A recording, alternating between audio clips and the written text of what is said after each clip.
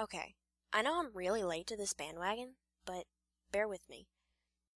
Here I'm going to review the 11th episode of the 4th season of My Little Pony: Friendship is Magic. The title of this episode is Three's a Crowd and stars Princess Twilight along with Princess Cadance and Discord. It starts off with Spike getting the mail, and we get a faceplant joke while Twilight seems overexcited for something. We find out that she is excited to see Cadance. Okay, stop. Already, not even 2 minutes in, and I have a problem with the story. Cadance is a lovely character, I guess. Don't get me wrong. I just think that we need to have a talk about this. Cadance is a character that is way too one-dimensional. Literally, all we know about her, if we're only able to watch the show, is that she loves Twilight's equally shallow in character brother. She is the princess of love. Please, understand. I want to be wrong about her. Please, prove me wrong that the show has shown otherwise. But Cadance is a Mary Sue. She's perfect. Yes, she's had a few little outbursts that were very minor and can't really even be considered outbursts, but she's a Mary Sue to me. I can't find anything wrong with her, and that's what's wrong with her. She and Shining Armor were just inserts that had no place coming into the show, especially for a season finale. She has had 3 episodes. 4 if you count the somber arc that I haven't been privy to quite yet. In these appearances, she got little to no screen time, and the only development she got was that she is basically the embodiment of love. You can't go very far being the embodiment of love. You really can't. It's been shown many times. And yes, I will admit, there have been points that in shows that a character was the embodiment of love and it was the best character. More often than not, people don't know how to write that though, or they just don't, and they expect people to accept, oh, okay, it's a person that's all about love, that's all we need, we're only gonna have him here whenever we, need some filler character. Because that's what Cadance is. She's a filler character. I'm sorry. But that's all I can see her as right now, because that's all they're using her for. I feel better. Sort of. So, now we get on to Fluttershy, who has reported that the equestrian version of PETA, pretty much, is allowing her to see the breezies. No, not those. I once again have to stop it. Twice before 3 minutes? Come on, give me a challenge. Give me something that I cannot complain about. The problem that I have with this is that Fluttershy is the element of kindness. She has saved many creatures, even those who were thought beforehand to never have a chance at being reformed or getting along with ponies.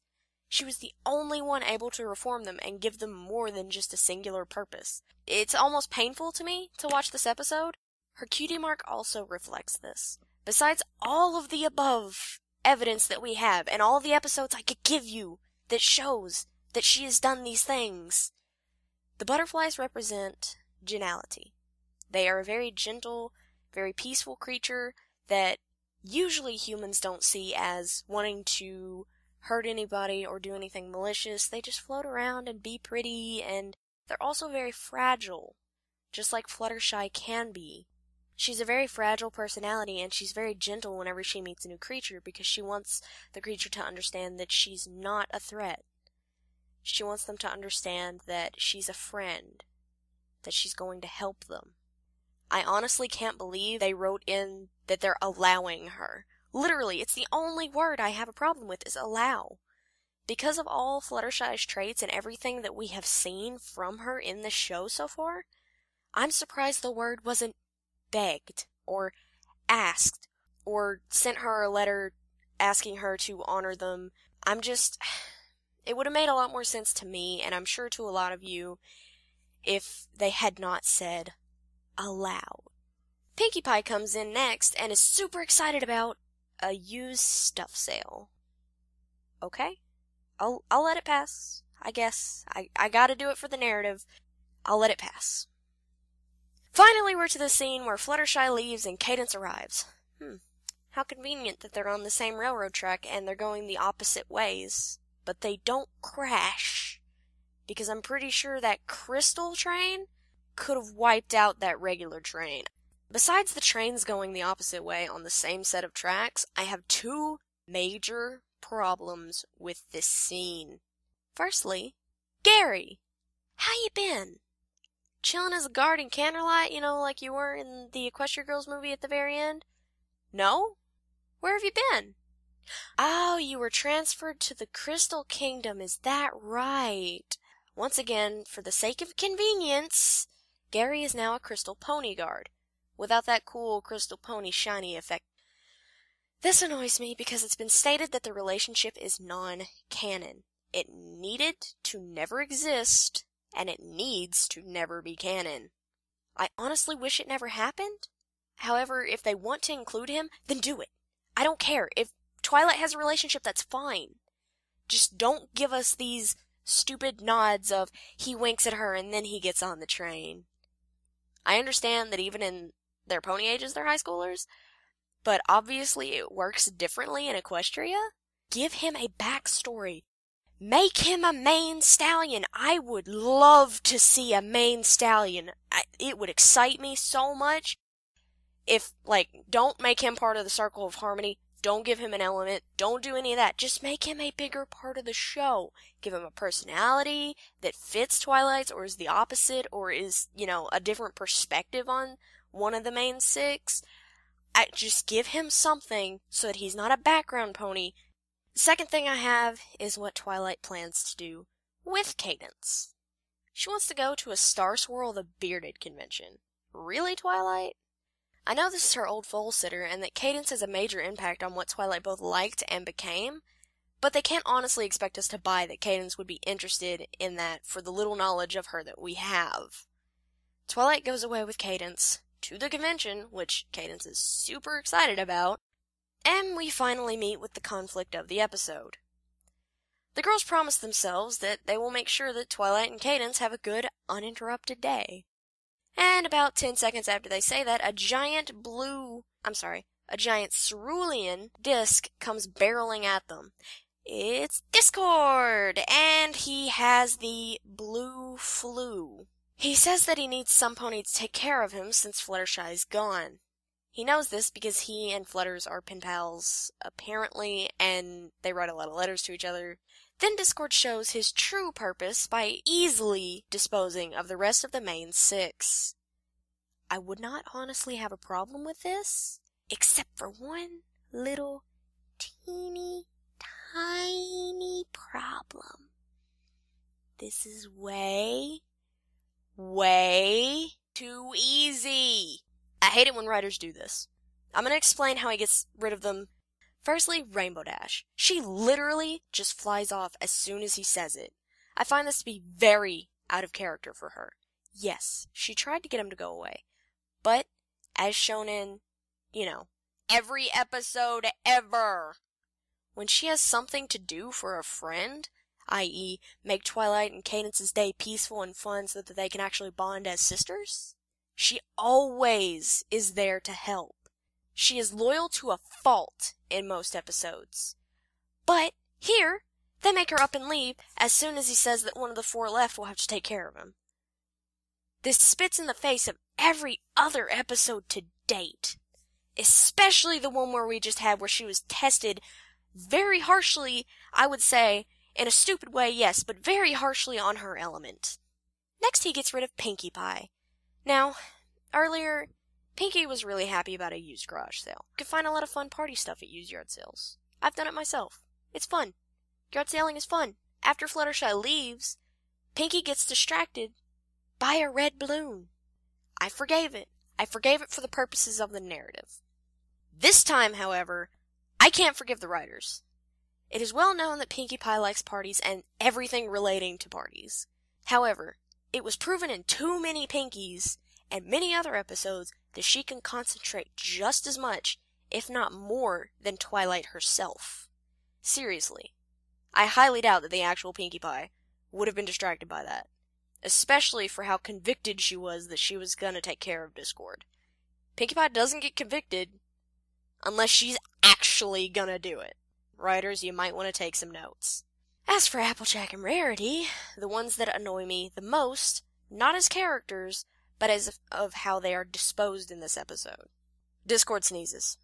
They get sick. They fall down off screen. That's all we see of them for the rest of the episode.